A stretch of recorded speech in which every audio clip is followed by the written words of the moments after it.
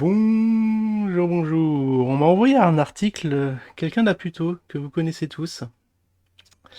Et vous allez me dire si c'est la personne à qui on pense. Article très très troublant en similitude, avec des personnages que l'on connaît bien.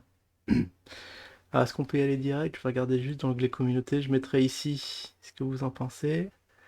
Bon, au final, vous n'êtes pas encore départagé sur cette histoire de JO. Bah, je vous laisse voter. Bah, c'est parti. Alors c'est un article de, alors c'est quoi l'Écho? Ah, l'Écho républicain. Alors ça y est, on se tape une pub franco, c'était pas prévu. Alors justice, trois immeubles qui accueillaient des prostituées ont été saisis à Chartres. La justice a décidé de frapper fort dans un dossier de proxénétisme chinois. Bon bah adieu la monétisation. Démantelée à Chartres, elle saisit trois immeubles et un propriétaire peu regardant. Des policiers de la sûreté départementale remarquent en mars 2015, ah, c'est une vieille affaire, hein. Bah, ça fait presque 10 ans, hein. De nombreuses annonces de prostituées chinoises proposaient leurs services sur un site internet.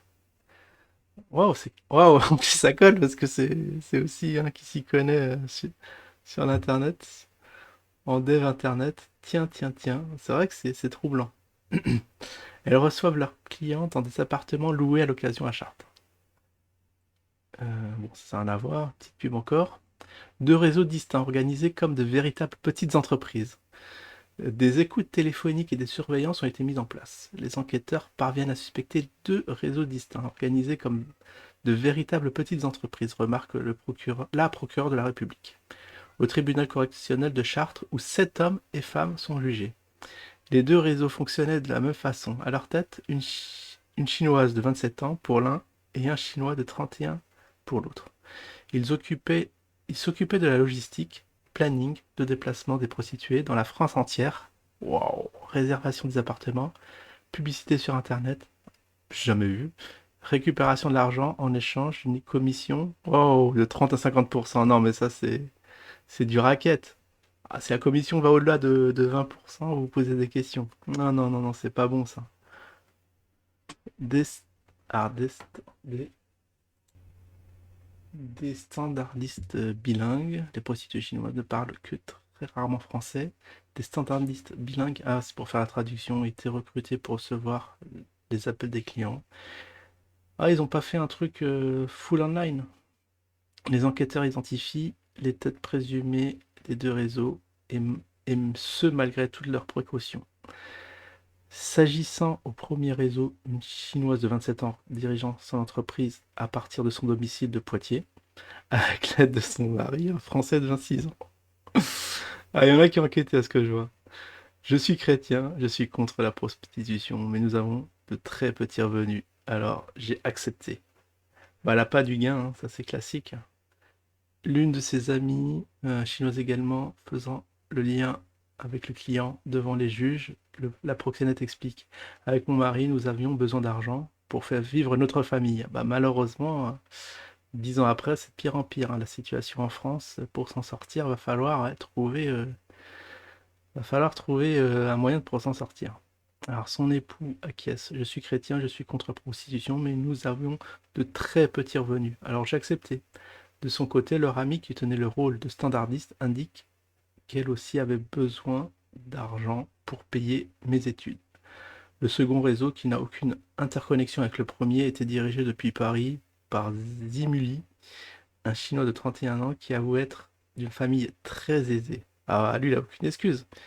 Chacun de ces proxénètes faisait travailler une petite dizaine de prostituées pour un revenu mensuel compris, wow, entre 7 000 et 10 000 balles de commission. Ah ouais, ça change la vie, hein. Ah, c'est plus le petit RSA de 500 balles perçu tous les mois. À Chartres, les prostituées étaient logées dans des appartements situés en basse ville, boulevard de la Courtille, hein, pour ceux qui connaissent, et rue de la Garde, Chavaux-la-Garde, dans des immeubles appartenant au même propriétaire. Selon l'enquête, une dizaine d'appartements étaient loués régulièrement à des prostituées. Le propriétaire assure qu'il n'était pas au courant. Le propriétaire, un Chartrais de 61 ans, ça se trouve il vit à l'étranger, quoi, il n'a rien vu, assure qu'il n'était pas au courant de l'activité réelle de ses locataires. L'une de ses amies un retraité de 68 ans qui était chargé de récupérer les loyers. Ah, les loyers. Comment on appelle ça? Comment je disais ça là? Comme Anakin, quoi. Les, euh, les compteurs relevés, les compteurs, voilà. Rétorque. Il faudrait être aveugle pour ne pas le savoir. Le propriétaire de cet appartement est jugé pour proxénétisme hôtelier et son ami pour complicité.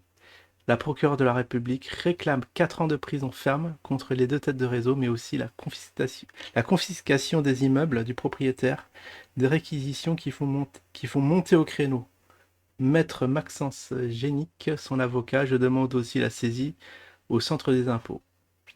On sait que l'État, en percevant des impôts sur une activité de prostituée, est le plus grand proxénète de France. Ah, ça, c'est pas faux.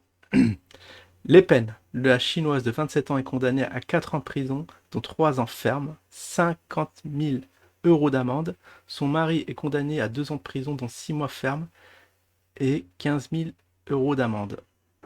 Alors ça, c'est le... C'est quel réseau? C'est le premier ou le deuxième? Je crois que c'est le deuxième, hein. Zimuli est condamné à 4 ans de prison ferme et 50 000 euros d'amende. Ah oui, ça c'est le deuxième réseau. Leurs biens ont été saisis et ils sont maintenus en détention. Les standardistes Jingjing Liao et Qiwang Zhao, désolé pour la prononciation, sont condamnés à 1 an de prison ferme, 4 000 euros d'amende pour l'une et 5 000 euros pour l'autre. Ah ouais, ça tournait pas, quoi. C'est toujours les mêmes. Les propriétaires, le propriétaire chartrain des appartements est condamné à 8 mois de prison avec sursis. Bon, il s'en tire bien. 3 immeubles ayant hébergé les prostituées sont saisis par la justice. Waouh, ah ouais, ça c'est chaud. C'est chaud bouillant. Bah l'État, GG, hein. Ils récupèrent leurs biens. Son ami qui percevait les loyers est condamné à 6 mois de prison avec sursis et à la confiscation de la somme de 980 euros retrouvés chez lui lors de la perquisition. Ah bah ça, fallait pas laisser traîner l'argent à la maison. La peine de mort encourue en Chine. Ah, ça qu'on veut voir. Le droit français punit le proxénétisme aggravé en raison de la pluralité des prostituées, d'une peine maximale de 10 ans de prison et 1,5 million d'euros d'amende.